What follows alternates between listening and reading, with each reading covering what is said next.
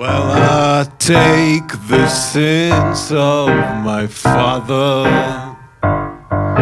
take the sins of my mother, I take the sins of my brother down to the pub.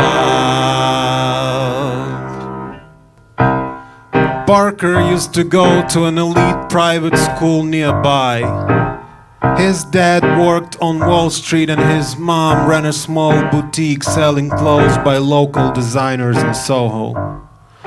Barker and four of his friends became tied through their school soccer team, and naturally, they started a joint Instagram account for pranks. They called themselves the Barker Gang. They pulled stupid and hilarious stunts in the school cafeteria. Then they got obsessed with the relic of a show called Jackass, a reality series they found in Barker's dad's old DVD collection during a sleepover. So one day, this crew of teenage prankers started a live stream. Someone had tipped them off that Lieutenant Potemkin, one of the guards posted near the newly installed Lenin statue, had come straight from Smolensk. Apparently, the guy had never seen sea creatures in his life, let alone anything from the ocean. After school, the boys zipped over to Chinatown on their electric scooters, picked up a massive raw squid and sped to Astor Place, Manhattan. They shouted the lieutenant's name just as he was beginning his shift beside the revolutionary leader's monument. Lieutenant Potemkin turned around, and all he saw was some weird, gray, slimy creature flying straight to his face. The squid slapped across his face with a wet splat. That's right, sticking to his nearly groomed officer's mustache. Young, blonde Lieutenant Potemkin, who had never seen anything like it, not in his first year, not in his second, not even in his final year, third grade, of the rural school he'd graduated from. No one there could have possibly warned him about such monstrosities.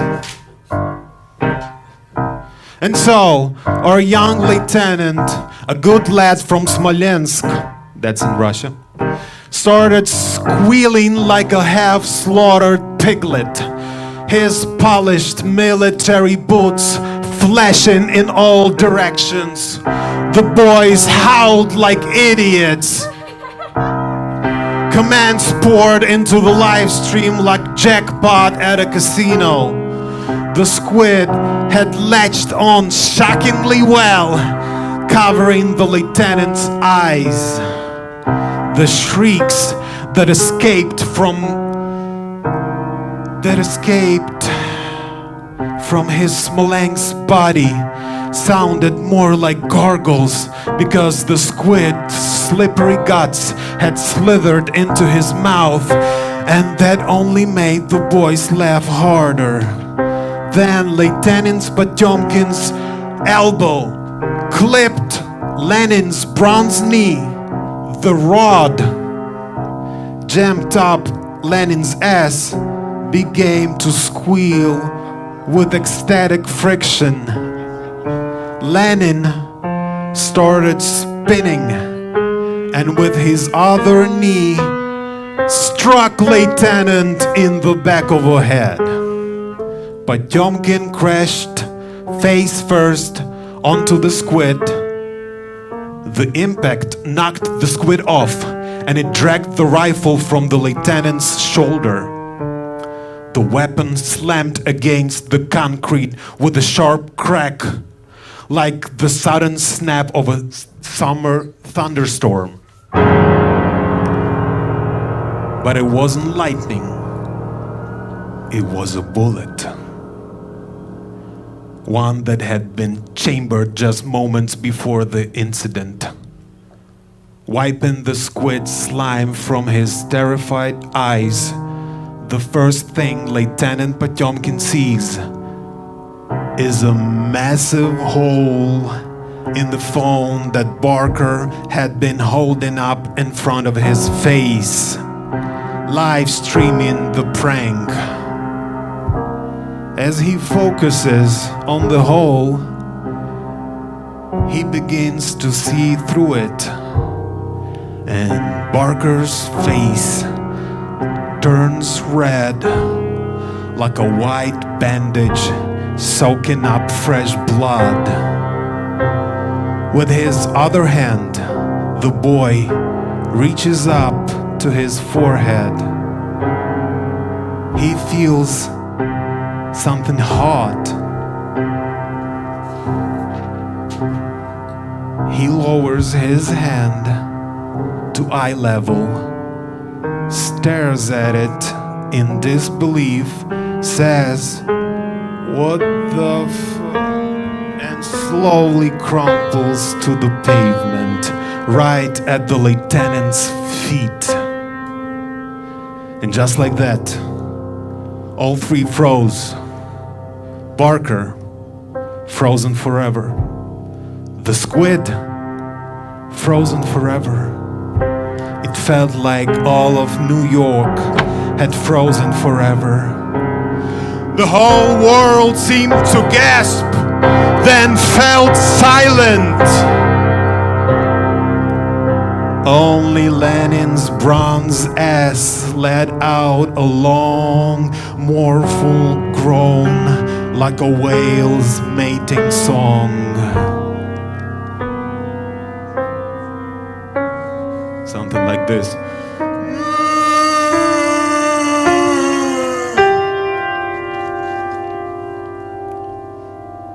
The funeral hush was broken by Potemkin. Блядь! He sprang to his feet. Ёб твою мать! Скоты! He shouted into the stunned silence around him, trembling, panicked, На колени! which means on your knees. He raised the barrel of his service rifle at the gang of prankers. After a short pause, filled with confusion, soft sobbing, and the grinding of teeth, he fired 4 bullets, one for each of the 4 boys. They collapsed instantly, failing across Barker's lifeless body.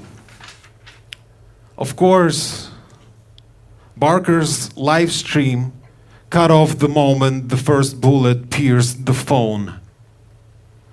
Millions of viewers sat in stunned silence, staring at their screens. To this day, we don't know who it was, man or woman, from the crowd, the one who didn't freeze up, who kept filming. Thanks to that person, the whole world witnessed what came to be known as the Squid Execution. The channel that streamed it disappeared from social media within an hour. The next morning, martial law was declared. The internet went out first in Brooklyn. Manhattanites mocked their neighbors. "We always been better than you."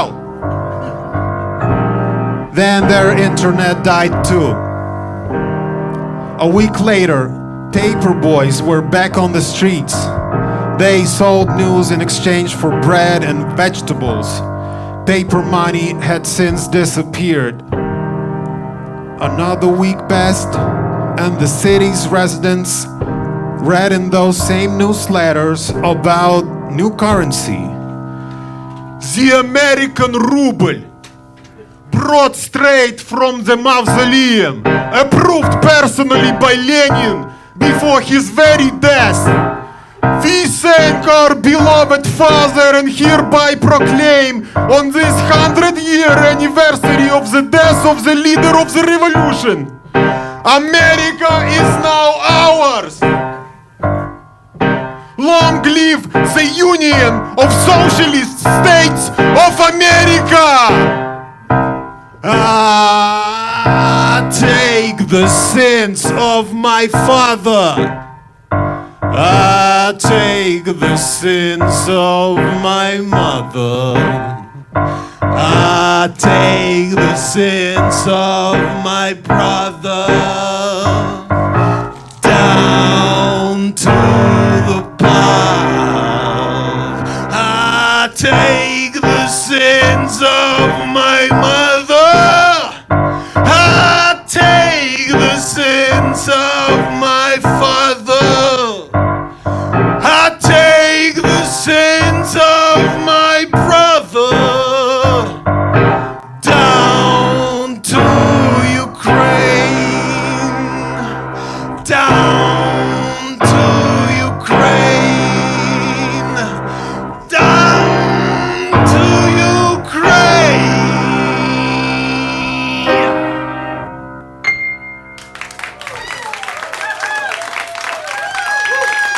Thank you very much, Marie Fraze-Frazenko, her piano debut.